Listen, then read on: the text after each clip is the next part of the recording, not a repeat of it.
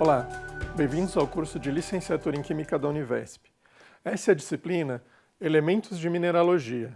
A gente vai começar, vocês já devem ter assistido a aula 0, que explicou do que se trata. Então, nessa aula 1, a gente vai já entrar no assunto discutindo essa relação, que o objetivo dessa disciplina, Elementos de Mineralogia, ela vai complementar um certo conteúdo que vocês já estudaram em geosfera, hidrosfera, naquela outra disciplina lá ainda no ciclo básico. Então aqui nessa disciplina a gente vai dar ênfase agora para entender um pouco a estrutura, né, dos sólidos. Ela também é conhecida como química do estado sólido ou, no campo da engenharia, como ciência dos materiais.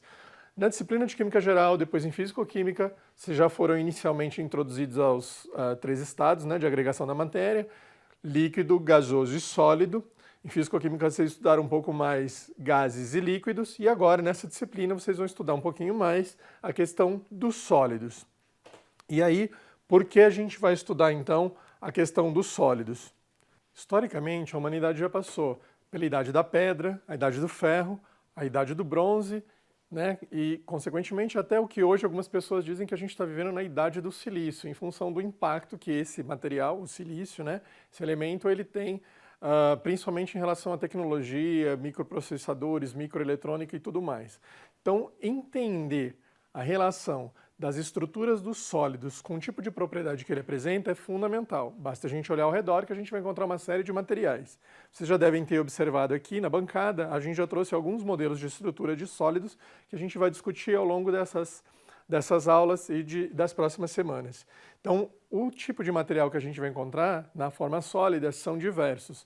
Metais, madeira, vidro, cerâmicos, polímeros plásticos, né? Porque a gente tem outro tipo de polímero que não esses materiais sólidos, e uma dimensão muito grande, né? Uma gama muito grande desse tipo de material.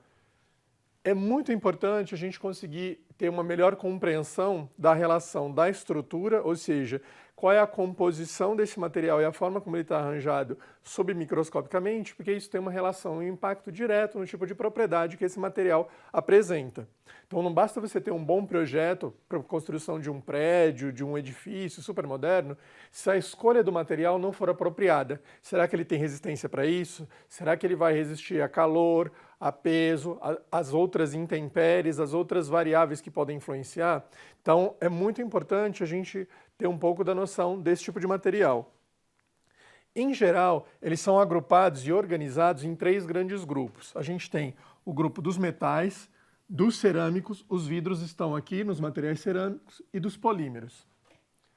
Além desses 3 grandes grupos, né, que a gente pode organizar os materiais sólidos, a gente também tem outras possibilidades, como os compósitos, que são as combinações de diferentes metais, de diferentes materiais. Desculpe, por exemplo, quando a gente tem um cerâmico e um polímero, como a fibra de vidro, a gente tem tanto um polímero quanto o vidro, que é um material cerâmico.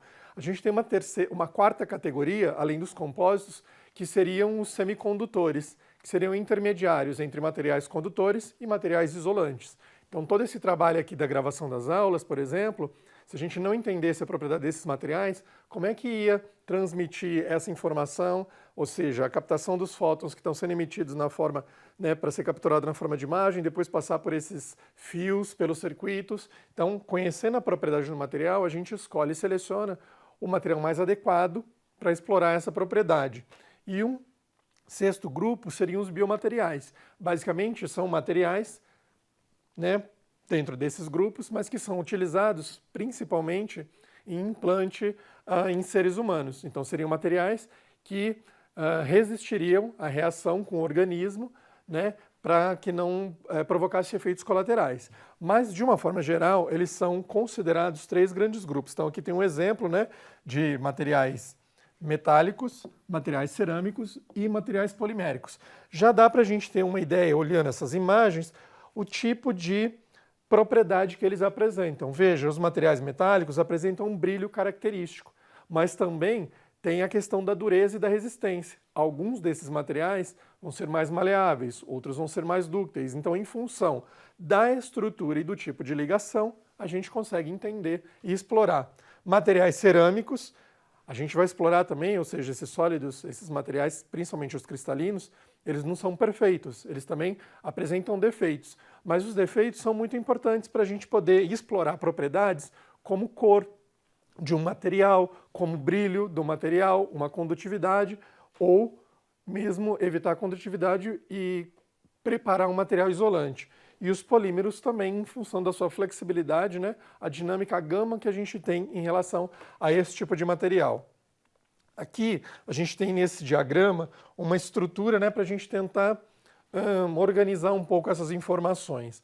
Então eu coloquei aqui sintetizando, basicamente a gente vai ter dois tipos de materiais, os cristalinos e os não cristalinos. Os não cristalinos são os materiais amorfos. Vou pegar um exemplo para vocês aqui de um material. Então a gente tem aqui um modelo molecular que está representando um arranjo, uma cristalização para o carbono. Nesse caso aqui, a gente tem a representação do carbono na forma de grafito. Então a gente está vendo aqui, né, a estrutura dele e como esse tipo de empacotamento vai influenciar na energia. Depois a gente vai ver outros exemplos também. Então, quanto mais próximos esses átomos estiverem, essa ligação vai favorecer um estado de menor energia. Quando vocês estudaram lá no início do curso, ou seja, por que esses átomos se ligam? Porque eles estão buscando sistemas de energia menor.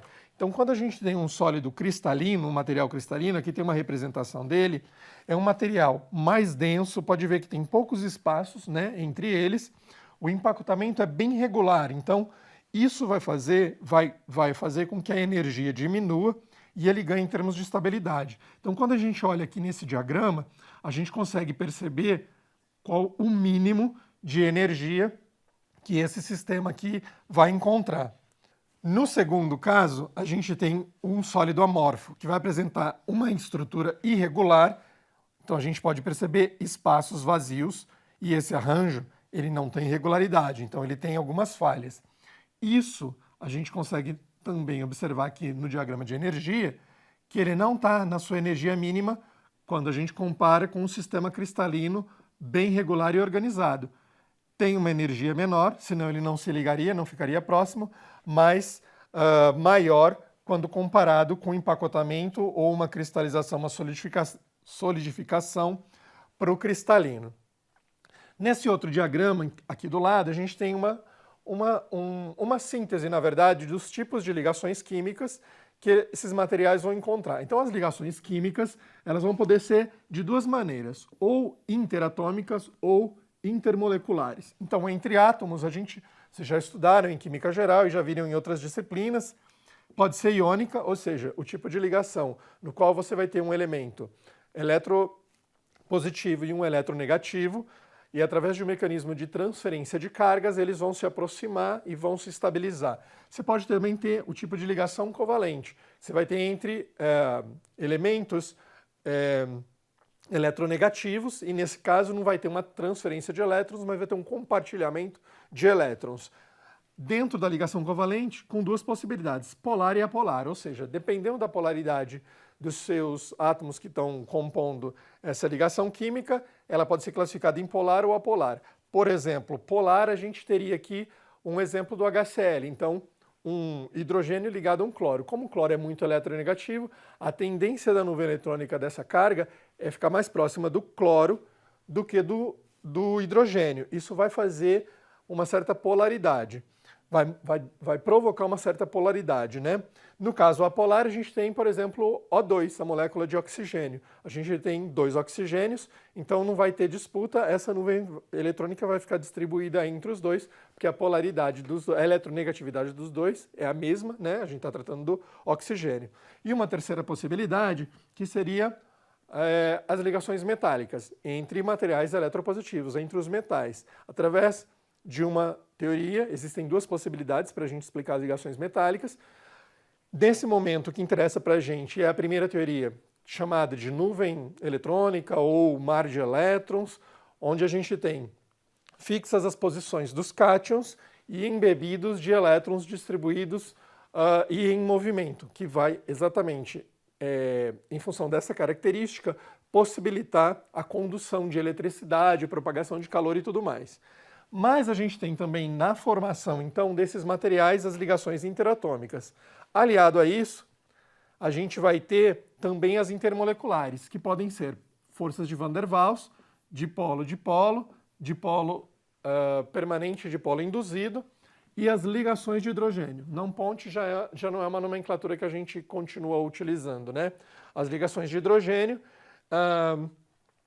aqui, desculpa, na de Van der Waals, além do dipolo permanente, dipolo induzido, os dipolos instantâneos, que a gente pode ter, por exemplo, polímeros, hidrocarbonetos, que são apolares, mas quando próximos, provocam um deslocamento instantâneo, né, da carga, e aí gera essa interação fraca, mas suficientemente forte para poder manter essas estruturas. A gente vai ver em alguns modelos algumas possibilidades de organização. Uma outra questão que está decorrente, então, da composição, ou seja, o tipo de átomo que faz parte do material, assim como o tipo de ligação, vai proporcionar aos materiais duas propriedades, dois fenômenos, na verdade, que são bem conhecidos: o polimorfismo e a alotropia.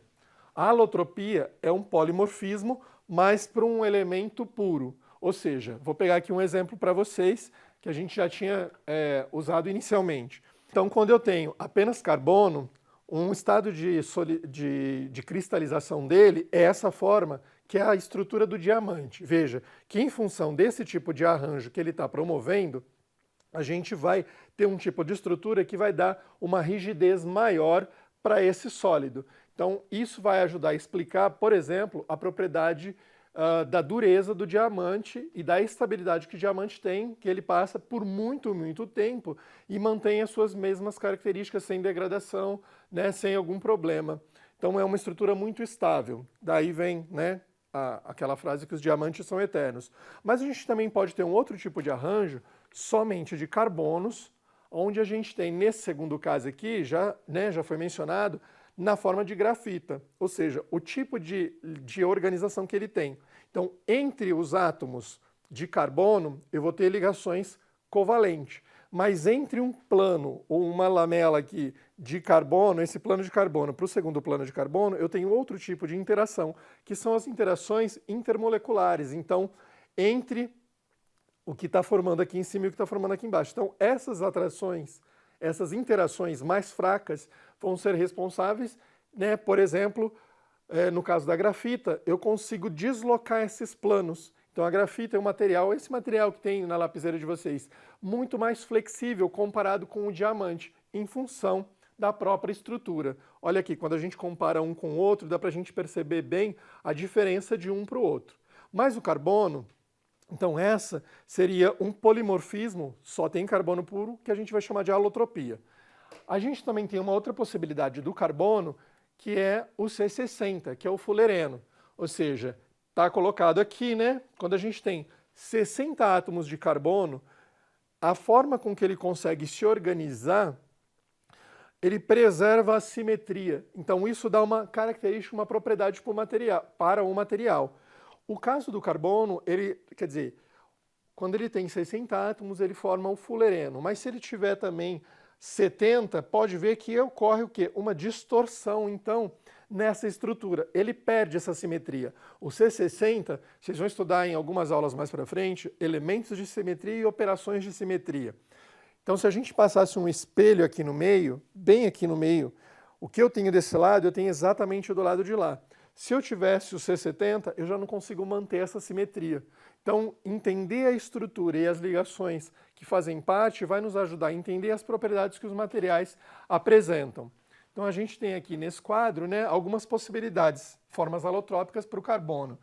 Diamante, grafita, fulereno 60, fulereno 70 e os nanotubos, que são muito importantes, que a forma deles se arranjar vai ser essencial para novas tecnologias, nanotecnologia, ou seja, tecnologia em escala nanométrica. Mas a gente também tem esse polimorfismo não só no elemento, que seria uma alotropia, mas em elementos, outros compostos. Por exemplo, alguns óxidos de silício no vidro. Aqui tem uma representação de uma estrutura amorfa, né, para a gente poder perceber o polimorfismo, então, em estruturas amorfas e em estruturas cristalinas. As duas podem apresentar esse tipo de fenômeno. E isso vai influenciar, a gente vai ver um pouco mais para frente, em função do tipo de arranjo de organização que esse material apresenta. Aqui tem uma síntese, então, que a gente vai conseguir observar um pouco essas informações e relacionar. Em função do tipo de ligação, ela vai poder estar presente em um determinado tipo de sólido. Então a gente vai ter sólidos iônicos, alguns exemplos deles, que a unidade estrutural serão cátions e ânions. Não tem moléculas separadas, tem, né, íons juntos. Mas a gente vai ter sólidos metálicos, exemplos, ferro, prata, cobre, ligas e tudo mais. Átomos metálicos, fundamentalmente, através de ligações metálicas. A gente também tem sólidos moleculares, hidrogênio, oxigênio, iodo. Vocês já devem ter visto vídeos aí de experimento de sublimação do iodo. A gente tem como unidade estrutural moléculas e não íons. Sólidos reticulares, como a gente já viu alguns exemplos aqui. A grafito, o diamante. Então, são estruturas cristalinas organizadas na forma de redes bi- ou tridimensionais. E os sólidos amorfos, que são materiais que não possuem uma forma definida, mas a gente vai ver o que quer dizer essa forma definida. Pode ser uma organização, mas é de curto alcance, não é ao longo de todo o material. Alguns exemplos, vidro, polietileno, então cerâmicos e plásticos, né? Polímeros em geral vão apresentar na forma de sólidos amorfos. Então esse quadro acaba sintetizando um pouco essa ideia de relacionar a estrutura com a propriedade. Em função da composição do material, do tipo de ligação, isso vai influenciar o tipo de arranjo espacial e esse arranjo espacial influencia, por conseguinte, as propriedades desses materiais. Então dá uma olhadinha no material que está disponível, sugerido com material base, bem como material de apoio, para que vocês possam, então, primeiro, recuperar um pouco desses conceitos que vocês já estudaram em Química Geral, ligações químicas, e possam começar a aprofundar também essas outras informações para a gente começar a entender agora como é que a gente vai estudar esses materiais, diferente do que você estudar as propriedades mais macroscópicas e do fenômeno, quando estudaram hidrosfera, geosfera e tudo mais, mas a gente pode agora entender isso um pouco mais nível submicroscópico e nível atômico molecular. Então, bons estudos e a gente se vê na próxima aula.